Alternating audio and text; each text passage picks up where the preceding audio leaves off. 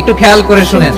যে সমস্ত মানুষ বলেন পুজো করার সময় সংস্কৃতি শ্লোক এবং নামাজ পড়ার সময় আরবিক সূরা বলতেই হবে, আজকের ভিডিও তাদের জন্য। যদি পুজোর সময় সংস্কৃতি মন্ত্র বলা আর নামাজ পড়ার সময় আরবিক সূরা বলা বাধ্যতামূলক হতো, তবে তাদের কাছে আমার একটাই প্রশ্ন, তবে কি সৃষ্টিকর্তা আরবিক এবং সংস্কৃতি ভাষা ছাড়া কোনো ভাষা বোঝে না? চলুন এই বিষয়ে একটু বিস্তারিত আলোচনা করি। সনাতন ধর্মের পবিত্র ধর্মগ্রন্থ শ্রীমদ্ ভগবদ গীতা 9 নম্বর অধ্যায় 16 নম্বর শ্লোকে স্পষ্ট বলে, যে ভক্তি সহকারে পাতা, ফুল, ফল আর জল অর্পণ করে আমি তা ভক্তি সহকারে গ্রহণ করি। অর্থাৎ ঈশ্বরকে ভক্তি আর পুজো করার প্রথম শর্ত তোমার মনে ভক্তি থাকতে হবে। অন্যদিকে শ্রীমদ্ ভগবদ গীতার 12 নম্বর অধ্যায় 16 নম্বর শ্লোকে স্পষ্ট বলে, যিনি নিরপেক্ষ, সূচি, দক্ষ, উদাসীন, উদ্বেগ শূন্য এবং সমস্ত কর্মের ফল ত্যাগী, তিনি আমার প্রিয় ভক্ত। এখানে কোথাও বলা হয়নি সৃষ্টিকর্তার প্রিয় হতে হলে তোমাকে সংস্কৃতি শব্দ বলতেই হবে। অন্যদিকে ইসলাম ধর্মের পবিত্র ধর্মগ্রন্থ সূরা আল বাকারার 186 নম্বর আয়াতে স্পষ্ট বলে, আমি বান্দার খুব কাছেই আছি, যখন সে আমাকে ডাকে আমি তার ডাকে সাড়া দিই। এখানে কোথাও বলা হয়নি আল্লাহকে আরবিক শব্দ দিয়ে ডাকতে হবে। অন্যদিকে কোরআনের সূরা আর রুমের 22 নম্বর আয়াতে স্পষ্ট বলে, তোমার ভাষা এবং রঙের ভিন্নতাও আল্লাহর নির্দেশন। অর্থাৎ ভাষার ভিন্নতা আল্লাহ নিজেই সৃষ্টি করেছেন, তার মানে তিনি সমস্ত ভাষা সম্পর্কে অবগত। অন্যদিকে বৌদ্ধ ধর্মশাস্ত্র ত্রিপিটক বুদ্ধ বচনেও স্পষ্ট বলে, চিত্ত বা মনই সমস্ত কিছুর মূল। বুদ্ধদেব কোথাও বলেনি পালি ভাষা না বলে তোমার প্রার্থনা গ্রহণ করা হবে না। অন্যদিকে খ্রিস্টানদের ধর্মগুরু যিশু বলেন, তোমরা যখন প্রার্থনা করো বেশি শব্দ নয়, মন দিয়ে করো। তিনি কোথাও বলেননি ইংরেজি, গ্রিক, ল্যাটিন এইসব ভাষা না বলে আমি তোমার প্রার্থনায় গ্রহণ করবো না বা আমার উপাসনায় করা যাবে না। তো সমস্ত ধর্মগ্রন্থ অনুযায়ী বলা যায় সৃষ্টিকর্তাকে ডাকার জন্য ভাষা ডাজেন্ট ম্যাটার, তোমার মন শুদ্ধ আছে কিনা তাই ম্যাটার করে। অন্যদিকে ধর্মবিজ্ঞান বলে prayer is equal to intention plus emotion plus consciousness, অর্থাৎ ভাষা এখানে মাধ্যম মাত্র, মূল জিনিস হলো ইচ্ছা, অনুভূতি, বিশ্বাস আর সমর্পণ। চলুন আরেকটু সহজ করে বলি। ধরুন একটা গাড়ি অ্যাক্সিডেন্ট হয়েছে, এক ব্যক্তি বলছে হে আল্লাহ আমাকে বাঁচাও, অন্য ব্যক্তি বলছে হে ঈশ্বর আমাকে বাঁচাও, অন্যদিকে আরেক ব্যক্তি বলছে হে গড হেল্প মি, আর অন্য ব্যক্তি এগুলো কিছুই না বলে শুধু মনে মনে প্রার্থনা করে কান্না করছে। এবার ধরুন সৃষ্টিকর্তা তাদের কাছে একজন ডক্টর পাঠালো। এবার কি ডক্টর বলবে তোমাকে আমি বাঁচাতে পারবো না, কারণ তুমি আল্লাহ বলেছো, ঈশ্বর বলোনি, বা তুমি ঈশ্বর বলেছো, আল্লাহ বলোনি? কিংবা যে ব্যক্তি কথা বলেনি তাকে কি বলবে তুমি কথা বলেনি বলে তোমাকে আমি চিকিৎসা করবো না? অবশ্যই না, তিনি সবাইকে বাঁচানোর চেষ্টা করবেন, কারণ সমস্ত ব্যক্তির একটাই উদ্দেশ্য ছিল সৃষ্টিকর্তাকে ডাকা। ঠিক তেমন ঈশ্বরকে আপনি কেমন করে ডাকছেন, কোন ভাবে ডাকছেন এবং কোন ভাষায় ডাকছেন সেটা একদম দেখেন না। তিনি শুধুমাত্র দেখেন আপনি কি সত্যি মন থেকে ডেকেছেন। যদি ঈশ্বর সত্যি সংস্কৃতি আর আরবিক শব্দ ছাড়া কোনো ভাষায় না বুঝতো, তবে তাকে যদি পাল্টা প্রশ্ন করা হয়, যদি ঈশ্বর কেবলমাত্র সংস্কৃতি ভাষায় বুঝতো, তাহলে পৃথিবীতে প্রায় 7000 ভাষাভাষীর মানুষ আছে, তাদের প্রার্থনা সৃষ্টিকর্তা কি করে বুঝতো? যদি আল্লাহ শুধুমাত্র আরবিক শব্দে সীমাবদ্ধ থাকতো, তাহলে যারা আরবিক শব্দ জানে না বা বোঝে না তারা কি আল্লাহর সৃষ্টি নয়? এই প্রশ্নগুলোর উত্তর কি দেবেন? আমরা যখন পুজো করি বা নামাজ পড়ি তখন নিশ্চয়ই আমরা সৃষ্টিকর্তার প্রশংসা করি। তাহলে একটা প্রশ্নের উত্তর দিন। ধরুন আপনার এক বন্ধু চীন থেকে বাংলাদেশ বা ভারতবর্ষে ঘুরতে এসেছে, আপনার বন্ধু মোটামুটি বাংলা ভাষা বোঝে, আপনি মোটামুটি চাইনিজ ভাষা পারেন, কিন্তু সম্পূর্ণ নয়। এবার আপনি তার প্রশংসা করবেন কোন ভাষায়? নিশ্চয়ই আপনি সেই ভাষায় প্রশংসা করবেন যে ভাষায় আপনি কমফোর্টেবল ফিল করেন, মানে বাংলা ভাষায়। কারণ আমরা নিজের ভাষা দিয়ে কাউকে প্রশংসা করা বা কোনো কিছু সম্পর্কে এক্সপ্লেইন করা খুব ভালোভাবে করতে পারি। ঠিক তেমনি আমরা যখন সৃষ্টিকর্তার প্রশংসা করব তখন তার মহিমা নিশ্চয়ই নিজের ভাষায় সবচেয়ে ভালোভাবে প্রকাশ করতে পারবো, কারণ সৃষ্টিকর্তা সমস্ত ভাষা সম্পর্কে অবগত। হয়তো আপনি নামাজে দাঁড়িয়ে কিছু আরবিক শব্দ মুখস্থ করে সেগুলো বলছেন, কিংবা আপনি পুজো করার সময় কিছু সংস্কৃত শ্লোক মুখস্থ করে সেগুলো বলছেন, কিন্তু সেই আরবিক সূরা এবং সংস্কৃতির শব্দের অর্থ আপনার জানা নেই। তার মানে আপনি অজ্ঞতার সংজ্ঞায় ওই আরবিক এবং সংস্কৃতি ভাষা সম্পর্কে অজ্ঞ, আর এই অজ্ঞতা নিয়ে আপনি সৃষ্টিকর্তার উপাসনা করছেন। কিন্তু আপনি কি জানেন অজ্ঞতা নিয়ে কখনো সৃষ্টিকর্তার উপাসনা করা যায় না? তাই ইসলাম ধর্মের পবিত্র ধর্মগ্রন্থ কোরআনে সূরা আজ-জুমার 9 নম্বর আয়াতে স্পষ্ট বলে, যারা জানে আর যারা জানে না তারা কি সমান হতে পারে? অর্থাৎ জ্ঞানী ও অজ্ঞ এক নয়, জ্ঞানী আল্লাহর পথে পৌঁছানোর মাধ্যম। অন্যদিকে সনাতন ধর্মের পবিত্র ধর্মগ্রন্থ শ্রীমদ্ ভগবদ গীতার 5 নম্বর অধ্যায় 16 নম্বর শ্লোকে স্পষ্ট বলে, যাদের অজ্ঞতা জ্ঞান দ্বারা নষ্ট হয়েছে তারা পরম সত্যকে উপলব্ধি করে। অর্থাৎ অজ্ঞতা থাকলে ভগবানের উপলব্ধি ইম্পসিবল। খুব সাধারণ এবং সিম্পল একটা বিষয় আপনাদের বোঝা উচিত। নামাজ পড়ার প্রথম রীতিনীতি চালু হয় আরব দেশে, আর আরব দেশের প্রধান ভাষা আরবিক। আল্লাহর প্রশংসা করার জন্য আরবিয়ানরা তাদের নিজের ভাষায় আরবিককে বেছে নিয়েছে, কারণ তারা নিজের ভাষায় আল্লাহর গুণগান সবচেয়ে ভালোভাবে করতে পারবে। কিন্তু বর্তমান সময় ধরুন আপনি বাংলা ভাষা ছাড়া কোনো ভাষা বোঝেন না, তাই আপনার কাছে ঈশ্বরের গুণগান এবং ঈশ্বরের প্রশংসা সবচেয়ে ভালোভাবে প্রকাশ করার শ্রেষ্ঠ মাধ্যম হলো বাংলা। আপনার প্রধান ভাষা যদি হিন্দি হয় তাহলে আপনার কাছে সৃষ্টিকর্তার ডাকার প্রধান ভাষা হলো হিন্দি। সবকিছুর পরিপ্রেক্ষিতে একটা কথাই বলতে চাই, পুজো করার সময় বা নামাজ পড়ার সময় আরবিক শব্দ বলা কিংবা সংস্কৃতি শ্লোক উচ্চারণ করা এটা একদম বাধ্যতামূলক নয়, বরং আপনি অজ্ঞ হয়ে সংস্কৃতি শ্লোক এবং আরবিক বলে সেই শব্দের মানে না বুঝে ঈশ্বরকে উপাসনা করাই পাপ করেন। আপনি আরবিক শব্দ এবং সংস্কৃতি শব্দের বাংলা মানে করে সেই বাংলা ভাষা অনুযায়ী ভগবানের উপাসনা করুন, বিশ্বাস করুন এতে কোনো পাপ নেই। এই ভিডিওর উদ্দেশ্য কোনো ধর্মকে ছোট বা অসম্মান করা নয়, বরং এই ভিডিওর মূল উদ্দেশ্য সত্যটাকে বলা। আর সত্য হলো নিম পাতার মতো, খেতে তেতে হলো উপকার আছে। তাই আজ থেকে চোখ খুলুন আর এরকম ইন্টারেস্টিং ভিডিও প্রতিনিয়ত পাওয়ার জন্য তাপস এক্সপ্লোরার পেজটিতে ফলো দিয়ে রাখুন।